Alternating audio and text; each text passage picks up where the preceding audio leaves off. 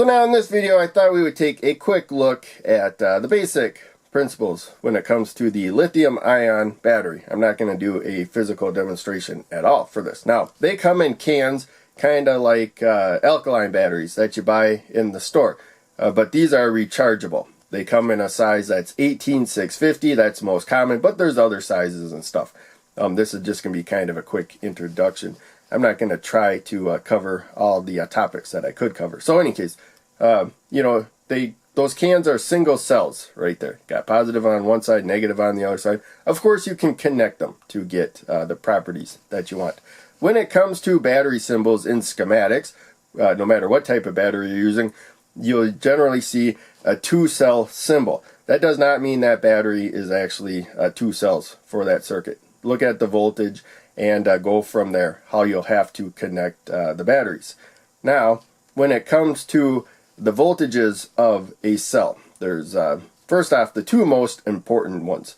4.2, that's how much you can charge it to, attaching a charger. Once you remove the charger, it should kind of drift down a little bit. Then it'll be like 4 volts fully charged. But first off, we got 4.2. That's as high as you should charge it when it comes to voltage. When you're discharging it, try to never drop it below 2.5 volts. So exceeding the voltage range there is what damages the batteries, mostly, in most cases, right there. So try to stop at like 3 volts. So that's kind of our range. The nominal voltage is kind of the average voltage. So there you can see, it's somewhere about in the middle of 4 and 3. Some sellers will claim 3.6 and some will claim 3.7. I believe it's generally 3.6, but it looks like you got more power if it says 3.7. What I meant by it looks like you got more available power if it says 3.7 instead of 3.6 comes to how much current it provides. So when you do the math to get the stored power of the battery, the watt hours, you take the nominal voltage, either 3.6 or 3.7, and you take this number right there. So a 2000 milliamp hour battery to know how much power you would get. That's how much current you can, use over an hour. If it's a battery that can handle 2 amps and you power something with 2 amps, it's going to go from 4 volts to 3 volts in about an hour right there. That's what it means. So if you got 3.6 volts, you're not going to have as much total power as 3.7. That's what that means. So sellers want to say 3.7 more than they want to say 3.6 because it kind of looks like you got a little more stored power if you're just going by the equation right there.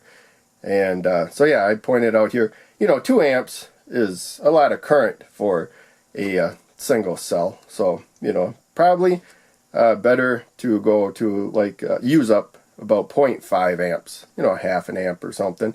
And if you did so, and it's a 2 amp hour battery, same as saying 2000 milliamp hours, then you can expect about 4 hours of use out of that battery. So that's kind of the basics of the cells when it comes to lithium ion. Of course, you connect the cells, you put them in series for increased voltage.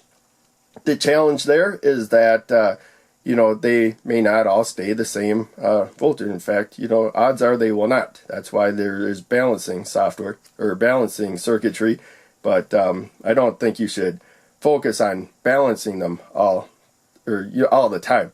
You should just take a look at them once in a while. Make sure they're staying balanced. As long as they're quality cells, they started off in the same condition, they should, be staying somewhat close to like the same voltage as you charge them and discharge them. The danger is if you have one that has a higher voltage than the others, they're in series, their currents are shared. They're either being charged at the same time or discharged at the same time. If one already has a higher voltage than the others, then when you take that total voltage charging them, one of them could go above will go above the 4.2 volts once you fully charge all of them, while the other ones will be slightly lower. So that's one thing you got to be careful of. When it comes to putting them in parallel, if one has a higher voltage, you got basically 4 volts, let's say, right there. A different one has 3 volts. The one with 4 volts, right when you connect them parallel, is going to charge the one that doesn't have as high of a voltage. 3 volts right there. A volt difference. So that's only a volt difference, but they're able to move a lot of current.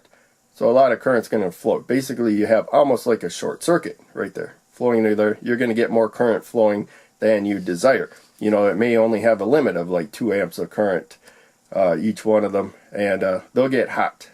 And the metal might spark, you know, it might vaporize even, especially if you're using really large cells. So the cure to that is just to make sure they're both charged to the same voltage. Maybe fully charge both of them, you know, at the same time. Make sure they're both fully charged, put them onto a charger, and you know, they'll settle to like 4 volts each or whatever. But as long as they're, you know, one's like 4 volts, one's 4.1 volts or something. 0.1 volts doesn't seem to be too bad of a difference. Then you can connect them parallel. After that point, as I said, if one has a higher voltage than the other, the higher voltage one will charge the lower voltage one. So once they're connected in parallel, that will always be the case. One will never get higher than the other, because if it gets just a slightly bit higher, it's going to charge the other one until they equalize. So parallel keeps them equalized. It's that moment that you connect them in parallel where you have the danger. So when it's parallel, connecting them is when you really have to make sure they are the same. When it comes to series, while you're using them is when you really have to make sure they're the same, so that you don't overcharge them or over discharge them. But as long as things are just being held steady, series is not dangerous. But as you charge and discharge them, you got to make sure they stay equalized. And generally they do a pretty good job doing that themselves, but you should still monitor them. And you can, when they're in series, take like another power source and just charge one cell individually, or a bunch of other ones. You just make another connection just across that cell. So, you know, it's not too hard to keep them balanced, even if you're doing it yourself, as long as you're not, you know, making high demands of them while you are using them. If you're demanding a whole lot of current when you got a whole bunch of series cells, then you kind of risk the chance that one may overcharge or one may over discharge. At reasonable amounts of current, they tend to, you know, stay close to each other better. So, in any case, no physical demonstration for this. Again, I don't really use lithium-ion batteries anymore. I know there are people out there that use a lot. First off, you know, they're in like a lot of devices, laptops and stuff. And so if you happen to be in a position where you come across a whole bunch of used batteries for whatever reason, for power tools and all kinds of other stuff, you just happen to be in a spot where you get come across like used tools and stuff, you can crack those open and take out the used lithium-ion cells. Now, of course, the used ones, they're not gonna, if you put them in series, they're not going to do as well at staying at like the same voltages. The voltage changes as you use current, and so the ones that can provide more current before their voltages go down and stuff will be able to maintain a voltage better than ones that kind of got used and abused or just weren't as good quality to begin with, and therefore they will discharge faster or something. It's a lot easier to over discharge them. And again, if you go below the rated voltage or above the rated maximum voltages, there starts to be chemical changes that permanently cause problems with the battery, either fire risk or just not working as well. And so that makes it even worse. They become a lower quality battery, even if they were a high quality battery to begin with. So, you know, this is just kind of an introduction. You know, it's not a complex topic, but these are just kind of important things to be aware of. If you really want to use lithium-ion batteries a lot for whatever reason, keep watching a bunch of videos on people that use them, and they'll keep telling you other tips and tricks and warnings and stuff this is just kind of one additional thing to look at. So hope you enjoyed. Make sure you check out one of the other videos I'm posting on the screen, and check out the links down below. They all help out a lot. I'll see you in the next video.